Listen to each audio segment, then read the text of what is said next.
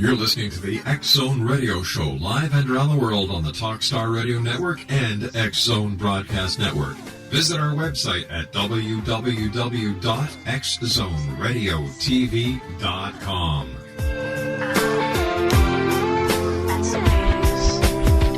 Chill out, what you yelling for? Lay back, it's all... The X Zone radio and TV show is largely an opinion talk show. All opinions, comments, or statements of fact expressed by Rob McConnell's guests are strictly their own and are not to be construed as those of the X Zone radio and TV show or in any manner endorsed by Rob McConnell, REL-MAR McConnell Media Company, Talkstar Radio Network, its affiliated stations, or employees.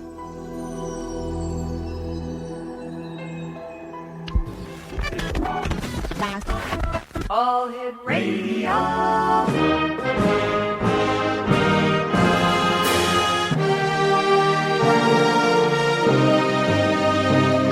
Welcome to the X Zone, a place where fact is fiction and fiction is reality.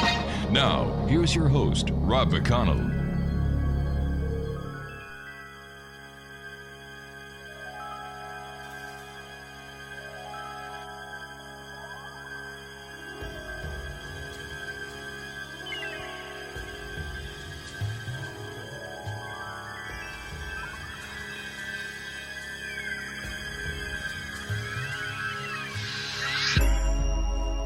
Just close my eyes again. Climbed aboard the dream with a chain. Driver, take away my worries of today and leave tomorrow behind. Ooh, dream weaver, I believe you can get me through the night. And welcome back to the X Zone, everyone. My name is Rob McConnell, coming to you from our studios in Hamilton, Ontario, Canada, on the Talkstar Radio Network, X Zone Broadcast Network, UK High Definition Radio, Euro High Definition Radio, and on Star Cable. If you'd like to give me a call, toll-free worldwide, 1-800-610-7035.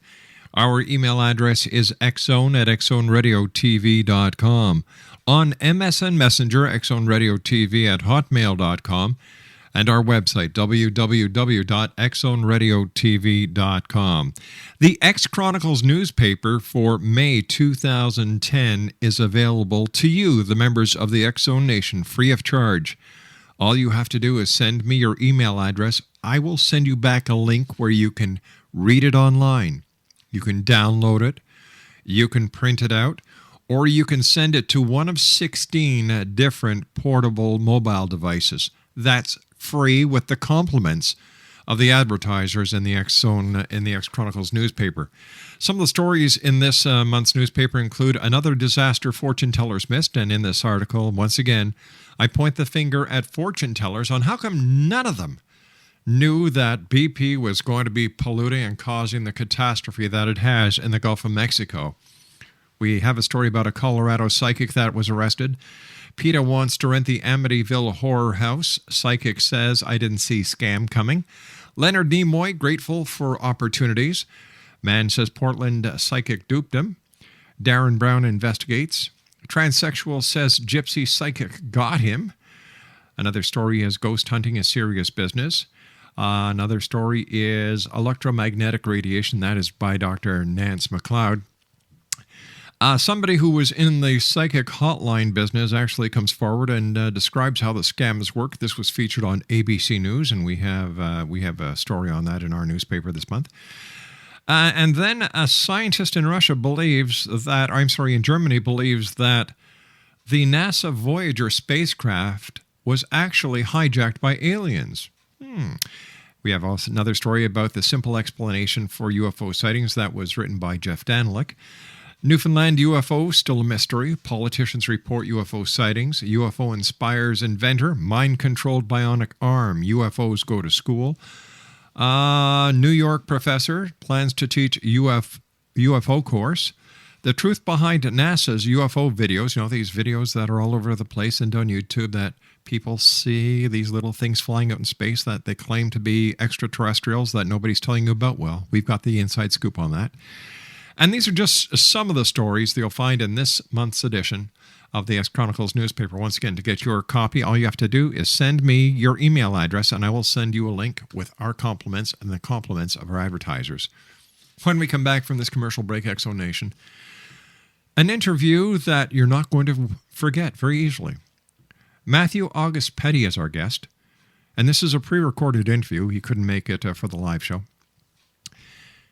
His story and his theories have more holes in it than a piece of Swiss cheese in Billy Meyer's refrigerator in Switzerland. Sit back, listen, and get ready to chuckle. And yes, this one too ends up in the X-Zone order of woo-woos. And by the end of the hour, I'm playing another one, Bites the Dust. We'll join this interview in progress, but believe me, you haven't missed much. I'll be back on the other side of this commercial break with Matthew August Petty, as we talk about his book, Heretical Wisdom, here on the X-Zone from our studios in Hamilton, Ontario, Canada. Don't go away. You will not want to miss this interview.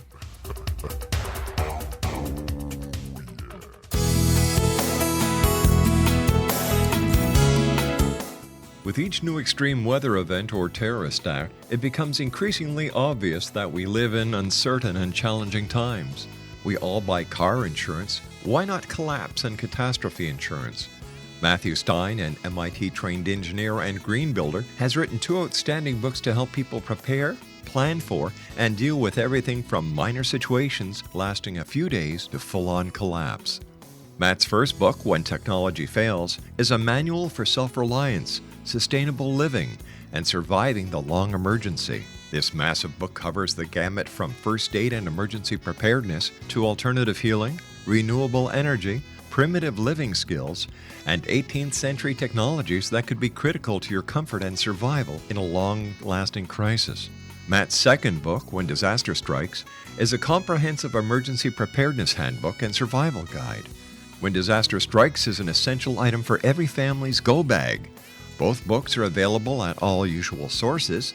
There's a wealth of totally free information posted at whentechfails.com, and author-signed copies may be purchased at mattstein.com. That's www.whentechfails.com and www.mattstein.com.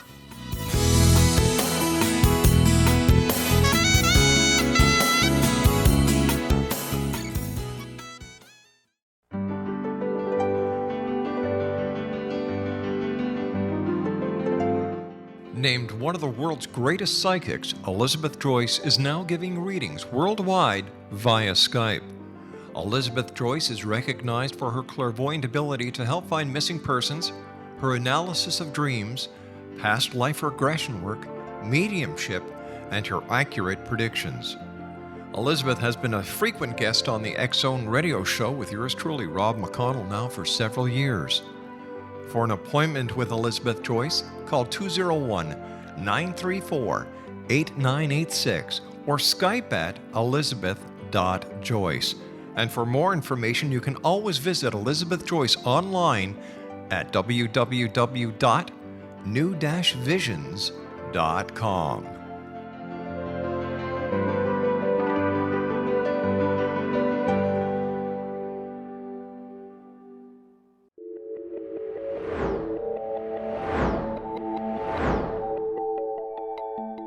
Do you have a dis-ease that you would like to alleviate through a natural means? Have you been contacted by angels, ghosts, or even extraterrestrials and want to validate these experiences? Or would you simply like to speak with someone who can help you find your life's purpose? I'm Dr. Joseph Mara, and I'm offering my services free of charge for first-time clients contacting me during the month of April. These free consultations include angel card readings, guided meditations, life coaching, and energy healing. If you have always wanted to explore these types of experiences but were skeptical or simply could not afford them, then take advantage of this free special offer. Contact me through my website, a guiding light spelled LITE.com to schedule your consultation today. Until then, I offer you love, light, and laughter.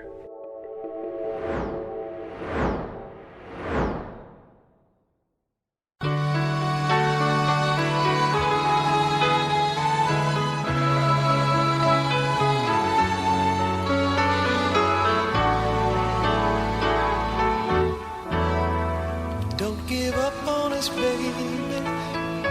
Don't make the wrong seem right. The future isn't just one night. It's written in the moonlight, painted on the stars. We can't change ours. Don't give up on us, baby. We're still worth one more try.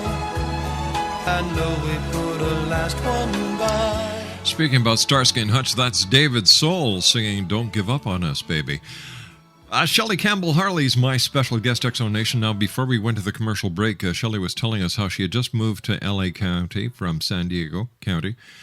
That she hadn't had time to find a doctor yet. She had this droning ache in her right-hand side, dropped her son off at school, went to the hospital to find out that her appendix had bust. She called up her sister and said, listen, can you pick up the young guy at school? I'm going to be away for a little while. Then she gets released and ends up back in the hospital. All right, there we go. We're back to where we left off. Take it from here, Shelley. All righty. Thank you again. Yes, it was quite a surprise. I was only released for 6 hours before being readmitted with extreme pain in my chest and back to find out I had pneumonia, an infection from the surgery, and multiple blood clots in both lungs. So family all over down in San Diego County were called. Everybody was gathering to find out what was going on. Mm-hmm. No one was sure of the outcome, and they readmitted me and immediately put me on medications. So it was quite scary for everyone, except it was very strange. I was the only one very peaceful and calm. I don't know why. It was as if God was just telling me everything's going to turn out fine. Just have faith, relax, and let me take care of it. So that's what I did. I just gave it up to him. My sister had her church praying for me, had a pastor coming in, and when he came in, I wasn't sure if he was there to give me last rites or what. Yeah, I would imagine. So he says, no, I'm just there to pray for you. So I ended up being in there for almost 2 weeks. My heavens. And was released, and everything was fine, completely healed. Now, was that the only time that you believe there was some divine intervention or encounter in your life? Actually, I would say that was the third time in my adult life. There were 2 earlier instances that were just amazing, and all I can attribute it to is God. Can you share them with us? Certainly. The first, I would say, was when I was in my early 20s. And we won't say how long ago that was. All right, six. Well, all right, listen, I've got this scoop. That was 6 years ago. Yeah, right about that time. Yeah. There you go. That sounds like a good date. Okay.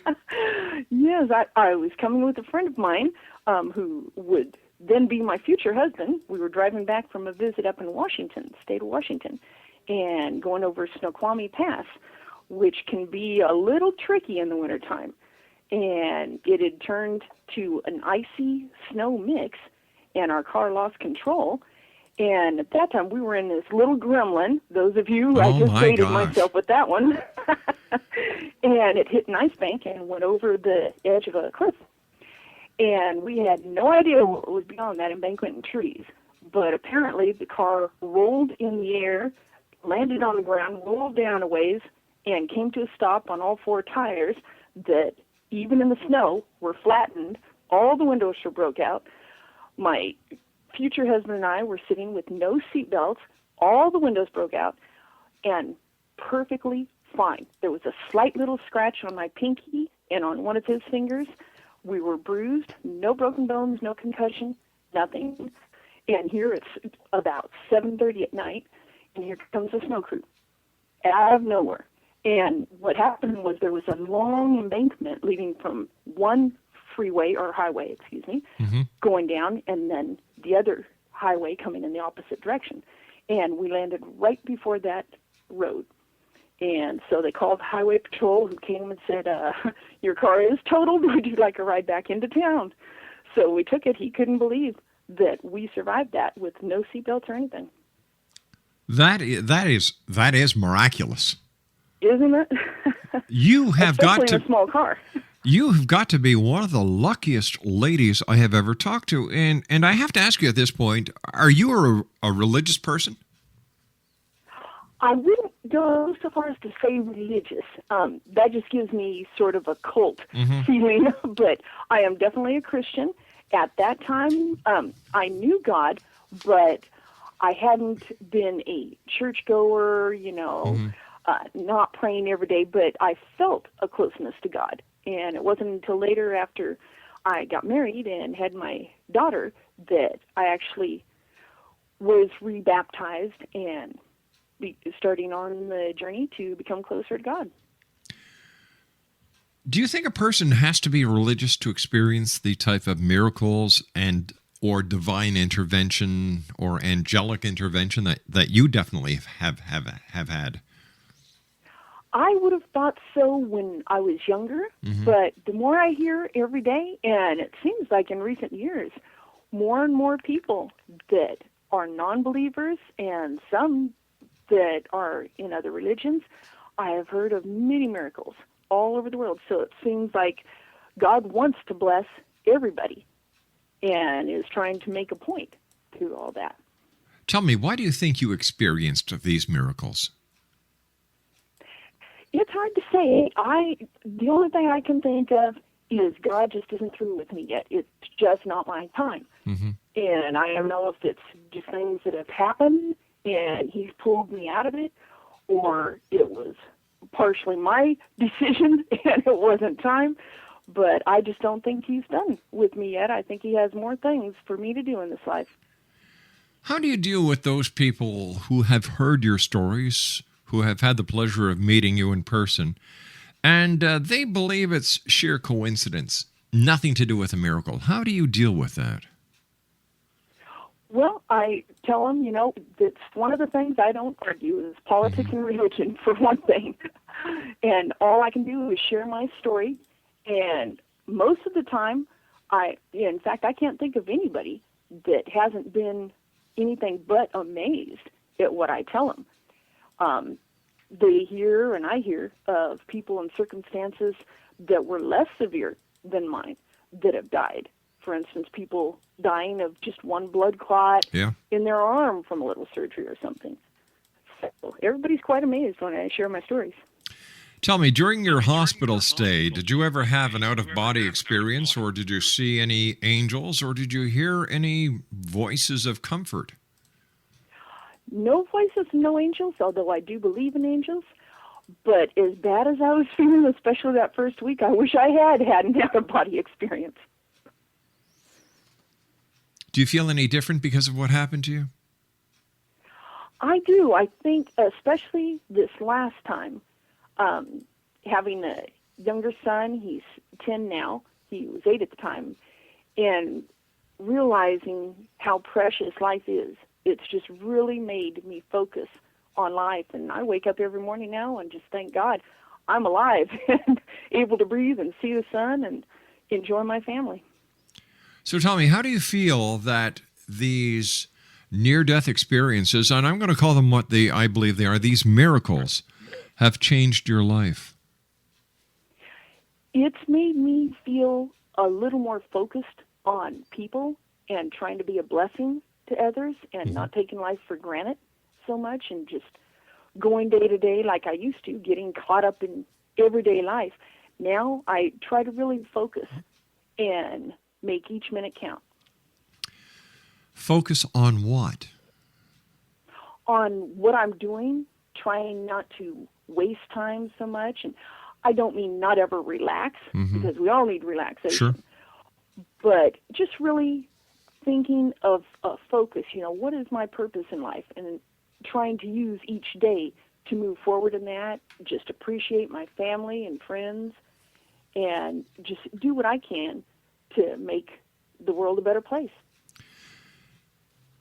Tell me about the books that you write, and do the books or the articles that you write ever reflect on your experiences that you've had? Most of them, I've done 5 children's books, and the one I'm working on right now, in a way, does reflect my life's focus. I just started it this year. It's called Guerrilla Goodness, A Revolution of Kindness. And it's due out this fall.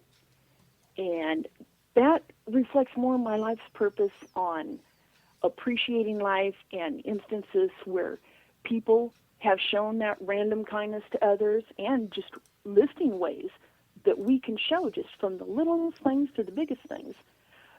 So much focus in the news is on the bad things that are happening. Gosh, I think we need some light shown on the good things that we can do and that have been done. Do you think that in these days that more and more people are looking for that light, looking for the good to do for others than, let's say, prior to 9/11? I think so. I think it seems like since 9/11, there have been so many more instances of just natural disasters, currently with Guatemala, Ecuador, the terrible things happening there, just all over. People are looking for hope somewhere. Even if they don't believe in God, they're looking for some hope. And so I hope, books like mine and others will give them that hope, something to hold on to. It's pretty tough time to be raising kids. It sure is. Please stand by. You and I have to take our commercial break with the news. But before we go to the news, X-Zone Nation, the X-Chronicles newspaper is out. If you'd like to get a complimentary link, courtesy of all our advertisers in the X-Chronicles newspaper, all you have to do is send me an email to xzone@xzoneradiotv.com. That's xzone@xzoneradiotv.com.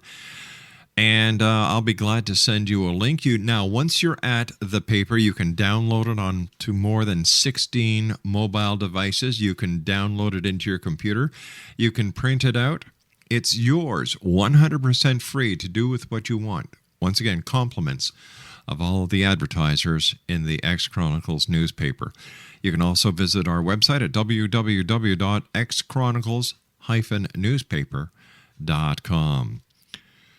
Shelley Campbell Harley's my special guest. Her website is www.shelleycampbellharley.blogspot.com.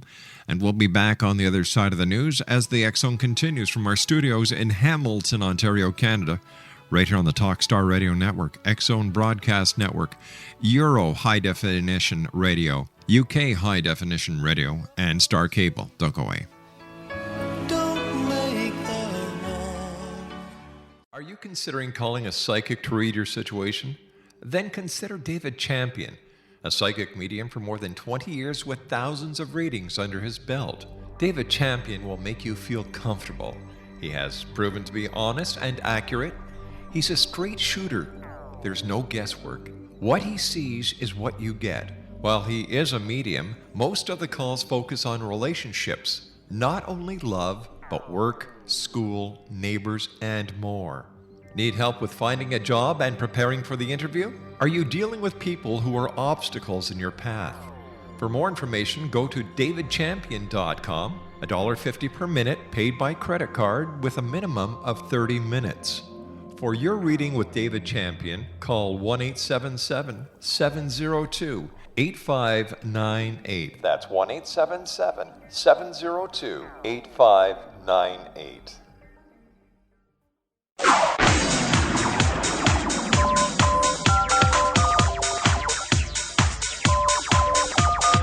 Now you can dial in to listen to the X-Zone radio show from anywhere in the world with Rob McConnell 24/7, 365 by dialing 213-401-0080. That's 213-401-0080. If you have a mobile phone or landline, the X-Zone radio show with Rob McConnell is now at your beck and call at 213-401-0080. That's 213-401-0080, 24/7, 365.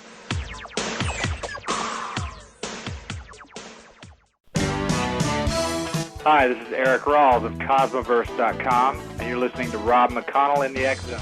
Hi, this is Blade Runner, and you are listening to Canada's #1 paranormal radio show, The X Zone, with Rob McConnell. Hi, I'm Laura Sabrin of Feast to Fields Organic Vineyard in Jordan, and you're listening to Canada's #1 paranormal radio show, The X Zone, with Rob McConnell. Hi, my name is Lady Ashley, the White Witch of Niagara-on-the-Lake, and you're listening to Canada's #1 paranormal talk radio show, The X Zone, with Rob McConnell. Welcome to The X Zone, a place where fact is fiction and fiction is reality. Now, here's your host, Rob McConnell.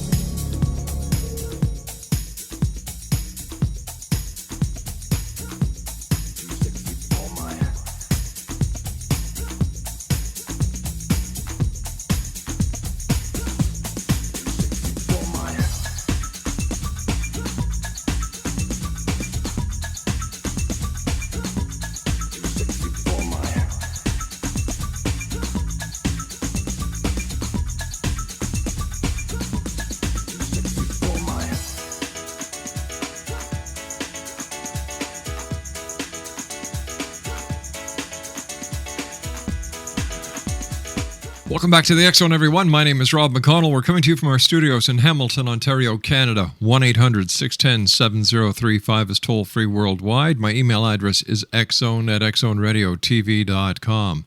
On MSN Messenger, xzoneradiotv@hotmail.com. And our website, www.xzoneradiotv.com.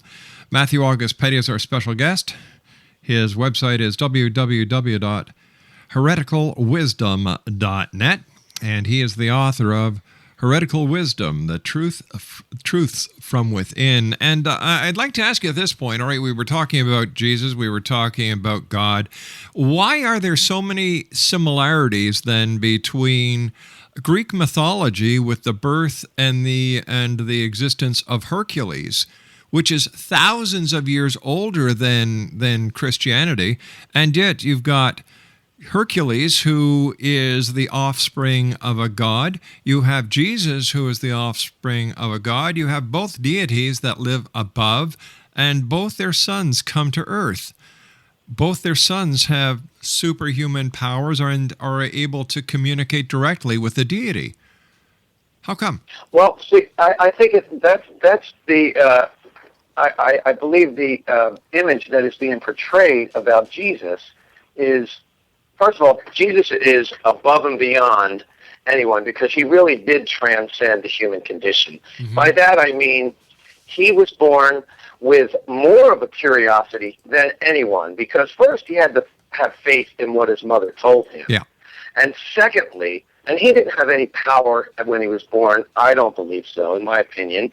I believe that his power was just as potentially perfect as ours as infants.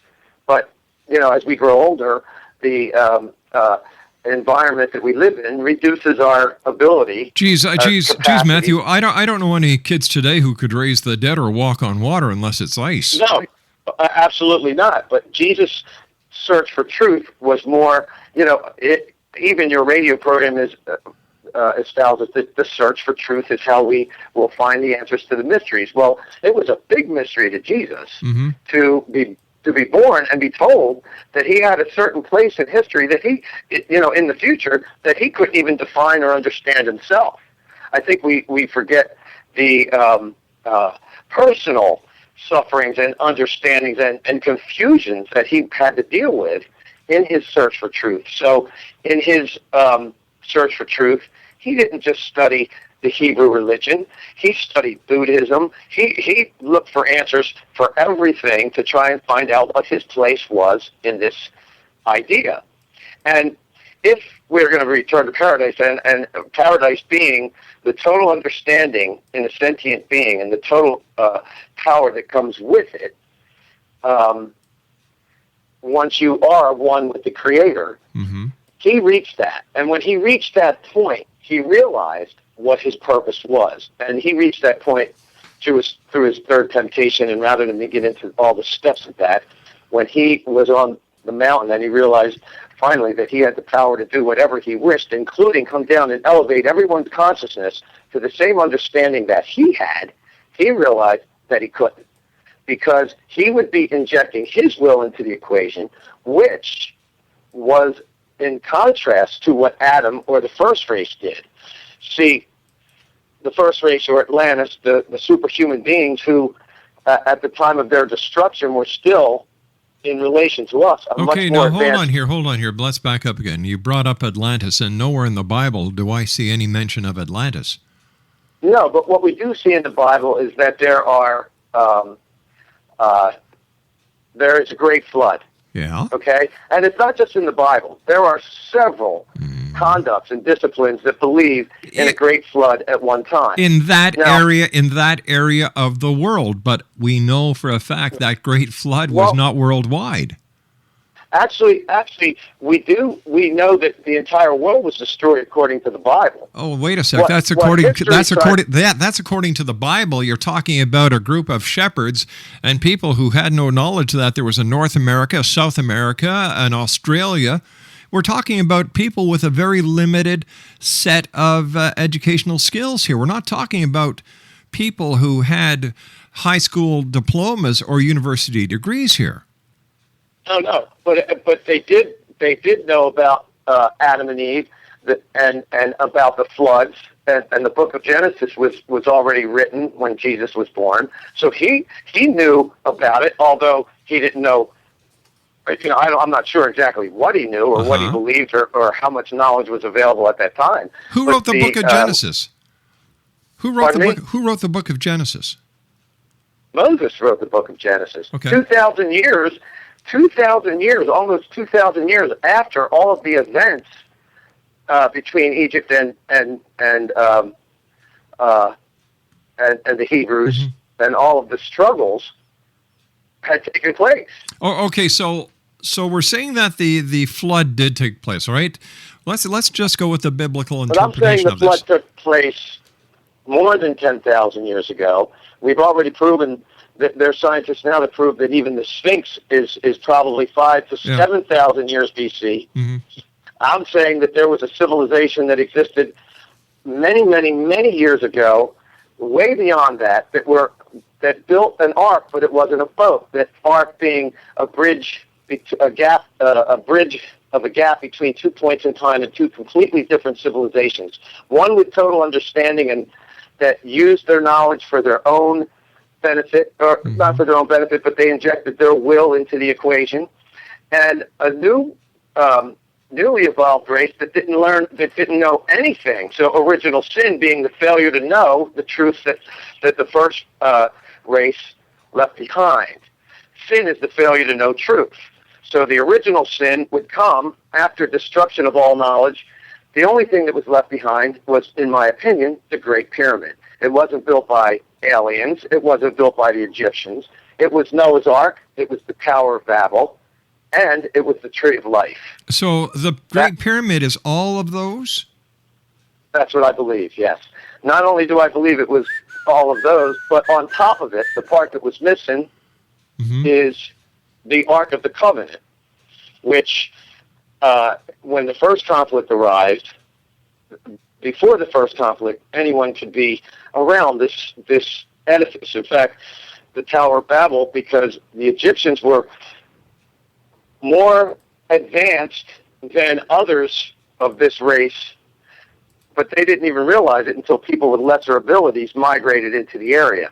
Once they migrated into the area, then the Egyptians started realizing how much powers they had. But the powers they had were a result of the pyramid, which was built by the previous race, because their death and their souls didn't allow them to go to heaven, even though they understood completely the difference between heaven and hell. They were locked in limbo.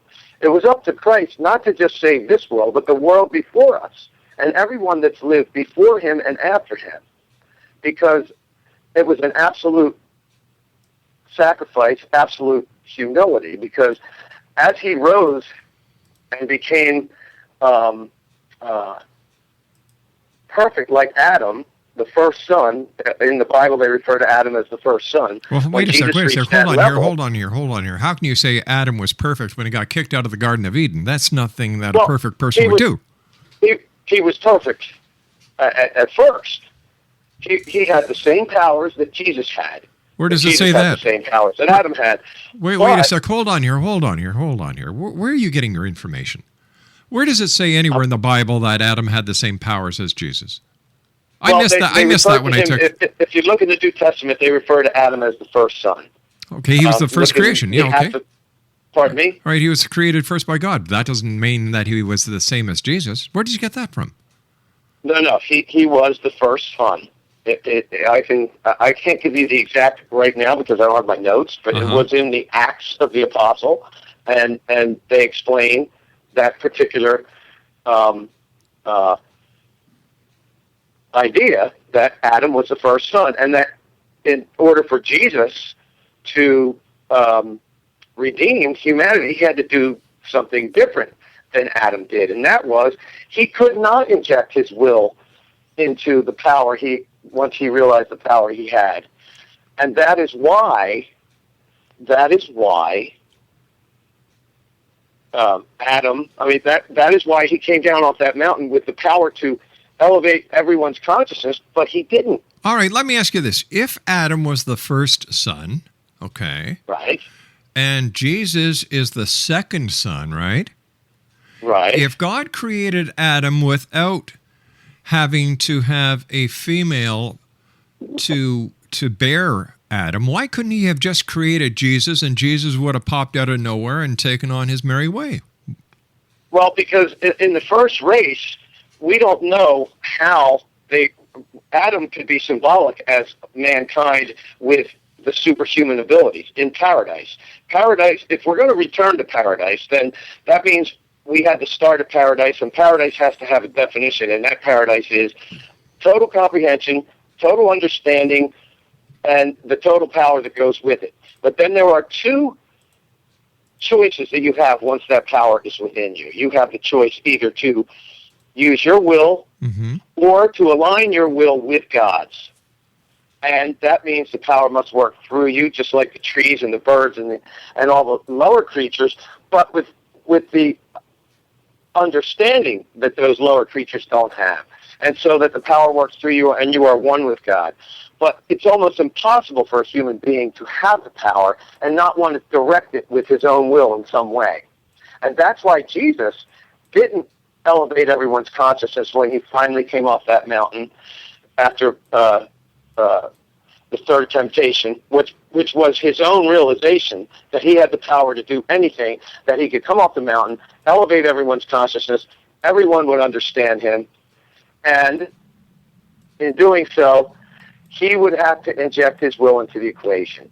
And that's when he said, "Oh God, why did you forsake me?" He finally understood what his purpose was. Not until then. Actually, he said, he asked God, why have you forsaken me, when he was on the cross? No, he didn't. Are you sure about that? Yeah, I don't believe he said it on the cross. He said... No, wait a minute. I'm asking if you're sure, because you seem to be sure about everything else. I just want to make sure that I didn't make a mistake here.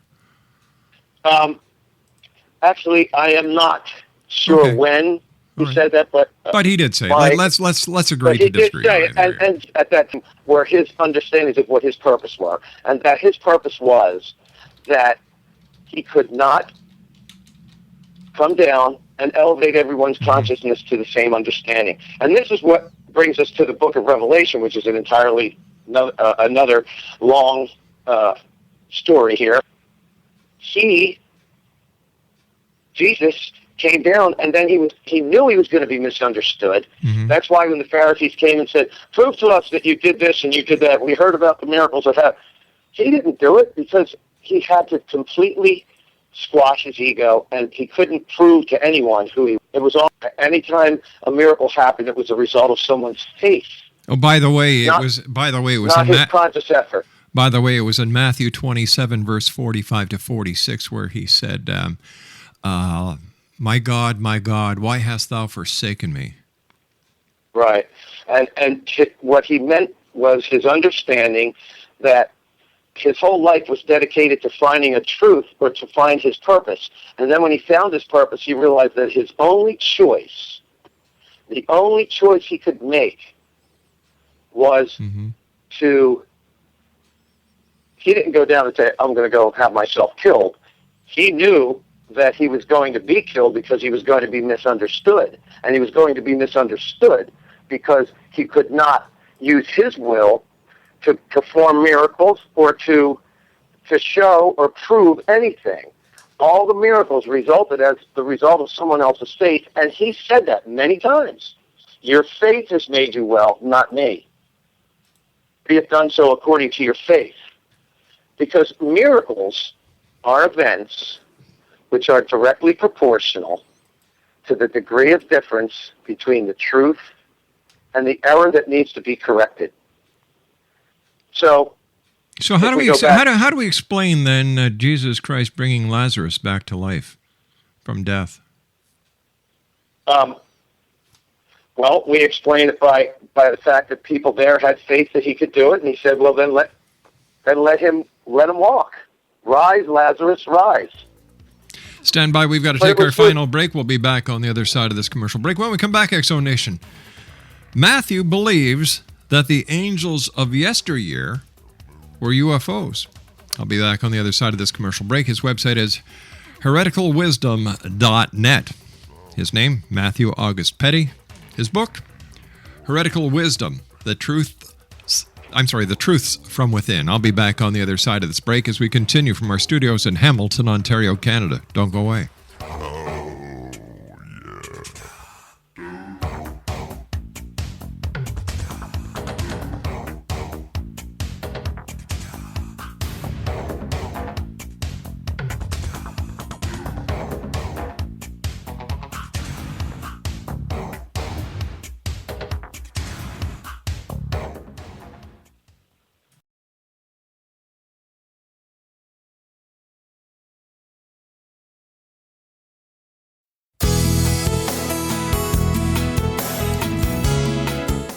With each new extreme weather event or terrorist act, it becomes increasingly obvious that we live in uncertain and challenging times.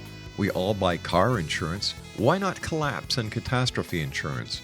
Matthew Stein, an MIT-trained engineer and green builder, has written 2 outstanding books to help people prepare, plan for, and deal with everything from minor situations lasting a few days to full-on collapse.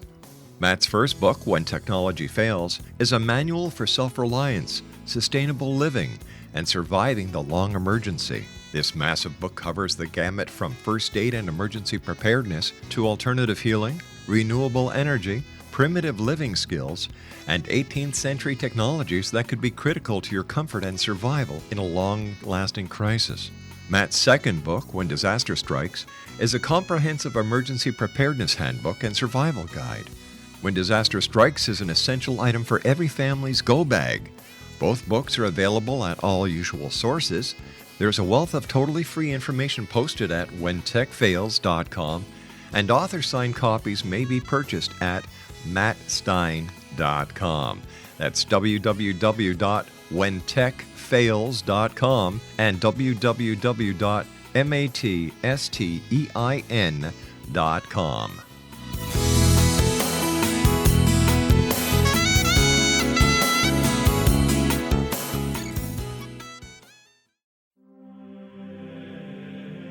Rob McConnell here, presenting an overview for Nicholas Paul Jennings, author of a fascinating book, Amen. It presents facts revealed by Egyptologists, facts that enable us to understand why Amen is the beginning of creation of God. It provides recommendations for religious leaders of the major religions to unify their beliefs and teach the Word of God. Love one another. Amen informs people how mankind conceived God. It was the Egyptians that developed the concepts of a soul, a hereafter, and Son of God. And finally, after the worship of many gods, they conceived the belief in one universal God, the maker of all there is. For more information, visit www.futureofgodamen.com. That's www.futureofgodamen.com.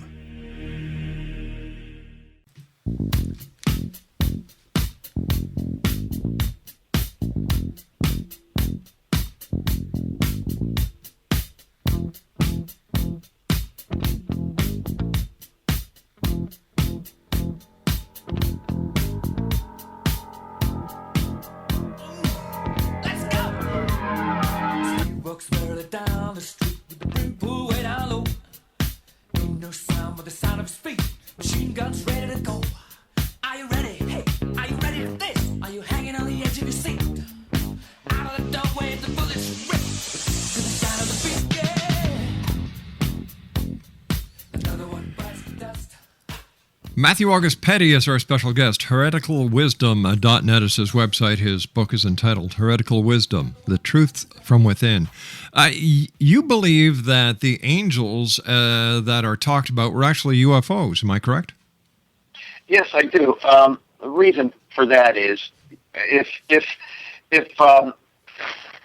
omnipotence is omniscience, and that is God, then angels, who are creatures above man, have an enormous amount of knowledge that we're still trying to learn.